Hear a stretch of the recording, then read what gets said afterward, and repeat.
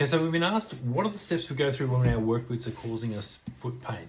So when we have patients come into the podiatry clinic and they're suffering from foot pain and they're wearing work boots, there's a few steps we run through. Now, the very first thing we check is the work boot the right size? So it doesn't matter what work boot you're wearing, if it's not sized correctly, it's more likely to give you foot pain. So if it's too big or too small, you'll actually cause some damage to your feet. Obviously, too small cramps the toes and causes nail deformities and blisters and pain in the joints. Too big can do the same thing, as it can actually delay when you toe off and delay the mechanics around the first toe joint, and it can make it add a lot more strain to your feet when you're walking. So what we actually check is we usually take the insole out of the shoe. We make sure that there's a thumb width longer than your longest toe. So this is quite a bit of room, and this allows for swelling of the foot, a thick sock, and also your foot to slide forward on the insole in the work boot. So the first thing we check is it the right size?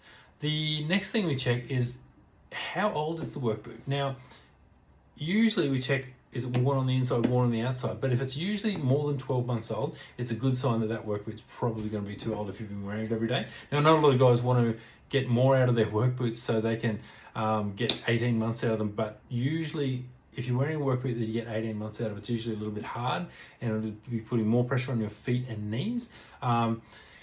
Or you're wearing it until it's past its use by date, and it'll be letting your feet roll in, because the abrasion from just walking on the ground will actually allow that boot to roll in or roll out too much. And the next thing we check is, what's the quality of the work boot? If it's a new work boot and it's causing you foot pains and it's fitted correctly, the next thing we look at, does it have an arch support insole to support your feet?